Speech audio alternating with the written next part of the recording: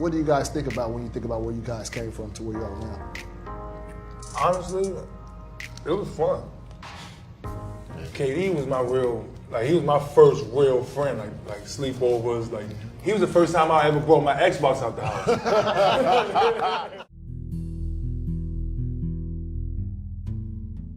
This is Kevin Durant, perennial superstar, second pick of the 2007 NBA Draft, two-time NBA champion, two-time Finals MVP, the 2014 regular season MVP, and one of the greatest scorers we've ever seen. Through his NBA career, he's had his ups and downs, but there's no denying how incredibly talented and skilled he is.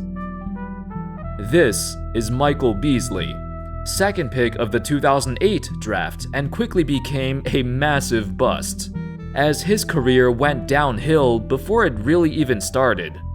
But did you know at one point, Durant and Beasley were considered equals? They were both considered to be generational prospects who would take the NBA by storm. Two small forwards who would reinvent the position and usher in a new era of dominance. Except, only one of them did that. What the hell happened to Michael Beasley? How did he go from being in the same conversation as Durant to a journeyman, barely clinging on to his NBA career? How's it going, folks? My name's Andy, and without further ado, let's get started. Beasley and Durant were childhood friends.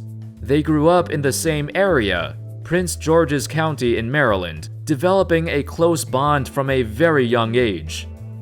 As they got older, they shared a similar mindset too. Two hardcore competitive players who captivated every basketball court they stepped on. They even played for the same AAU team. Growing up, Durant even admitted that Beasley might have been better than himself. He stated, "I was in the gym a lot, but I wouldn't go outside and play a lot. Mike had a better feel for the game at that age than I did because I was in the gym by myself. I was like, I want to be like that. I wanted it to come that easy. It was always easy for him." Durant also mentioned that Beasley was far more confident and outgoing than he was. So among their hometown friends, he was the guy getting all the attention from their peers.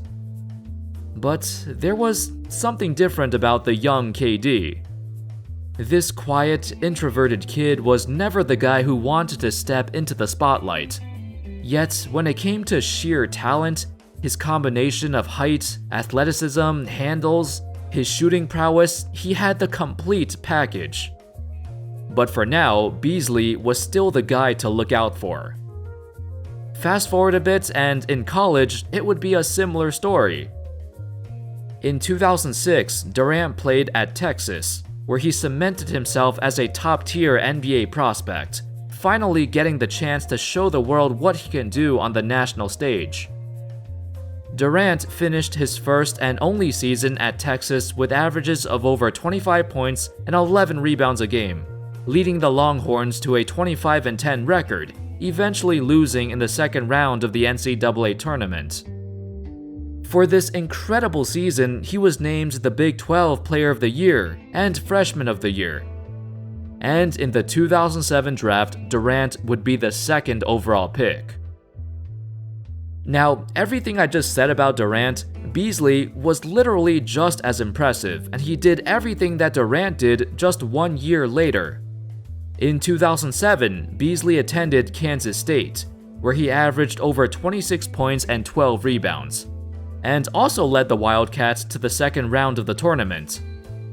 He would also be named both the Big 12 and Freshman of the Year, joining Durant as the only two freshmen in NCAA history to do that. And lo and behold, he would also get drafted second, the 2008 draft. Essentially, up until now, their lives, their careers have been virtually identical. Durant and Beasley were on par on the same playing field, and all the scouts thought the same thing too. However, when their NBA career started, it became painfully clear for Beasley that he was not on Durant's level. In Durant's first few seasons, he quickly established himself as the focal point of the team. The franchise knew that too. They knew he would be the cornerstone for years to come. Since they were rebuilding anyway, there was no pressure to win. Over the years, they accumulated good players until they were ready to win games, which they did. But when it came to Beasley, the start to his NBA journey was much different. When he joined Miami, it was already an established veteran team with an established culture and identity. A few years prior, they won the NBA championship, and now they were led by Dwayne Wade in his prime. Adding a top-tier prospect, a number 2 pick, especially a guy as highly coveted as Beasley, it was a welcome addition. But the thing is, Beasley was not given the same opportunity to flourish like Durant was. It's a lot different joining a team trying to contend versus joining a rebuilding team like the Sonics and having the green light to do whatever you want. Beasley was not given that green light. In fact, he wasn't even a starter. He came off the bench most of the season, averaged fewer than 25 minutes a game, and as a result, his numbers and his touches paled in comparison. This is something that people don't really talk about, and it doesn't only apply to Beasley. Year after year, we see many young players bust. But a huge reason for that isn't because they aren't talented enough, but because they just don't get drafted into the ideal situation. They're a solid franchise historically, but it just wasn't the right fit at the time. Since they were playoff contenders, he wasn't given the same amount of leeway or breathing room to make mistakes like Durant was, and that severely limited Beasley's natural development. He'd get benched quite often and not even play in the fourth quarter. The start of their NBA journey was also the start of when their lives started to diverge.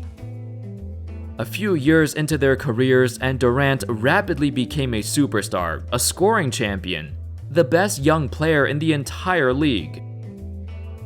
Beasley, though, he went downhill very quickly, and it wasn't just because of this lack of opportunity. Part of it was self-inflicted. Well, in fact, I'd say that most of Beasley's downfalls were self-inflicted. Even in his rookie season, he was getting into trouble. Both him and Mario Chalmers were fined multiple times throughout the 2008-09 season. In fact, in September of 2008, during the NBA Rookie Transition Program, before the season even started, the hotel room that Beasley stayed at smelled of burning marijuana. He was also fined $50,000 for slipping out the door when the police came to investigate. It really was a foreshadowing of things to come. Over the years, Beasley engaged in various off-court activities that damaged his career and reputation, most of which consisted of violating the traffic laws and more drug violations. At one point, he even got suspended by the NBA in 2019. In these situations, such as in 2011, the speeding incident in Minnesota, he would not get re-signed by the team because they don't want to deal with him and all the baggage that comes with it.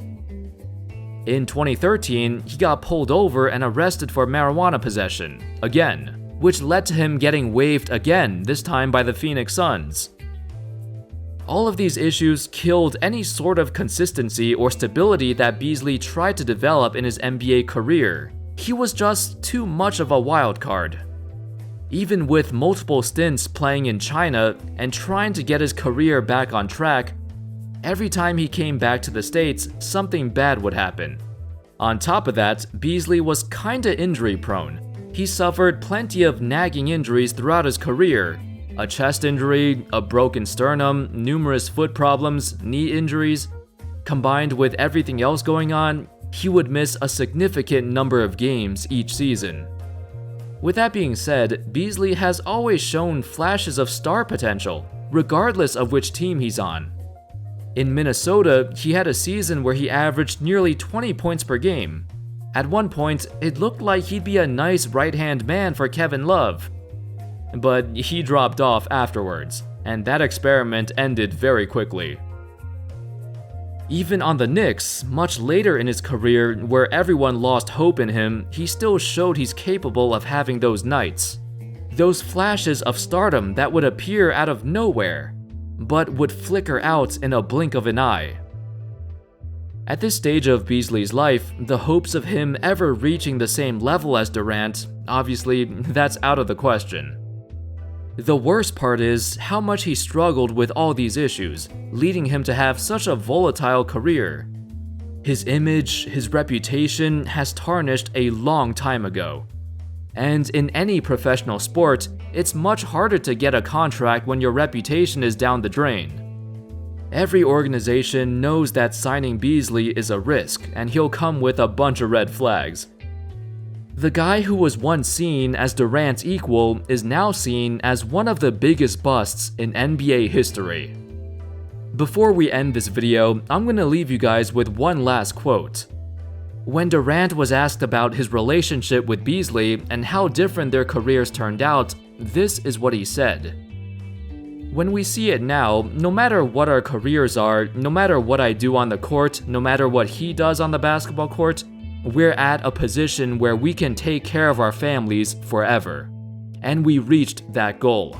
A lot of people don't reach that goal in life. At a high level, we reached that goal, and we're going to be legends in our neighborhood forever just cause. I'll take that.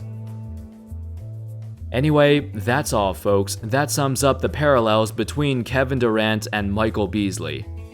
A story of two childhood friends who both had similar paths to the NBA, but when they got there, it turned out to be completely different. Let me know your thoughts in the comment section, specifically about Michael Beasley. Do you think he simply wasn't cut out for the NBA? Do you think all the fame and fortune got to his head? Is there any other explanation of why his career failed? Thank you all so much for watching. I hope y'all enjoyed the video, and as always, I'll see you next time. Peace.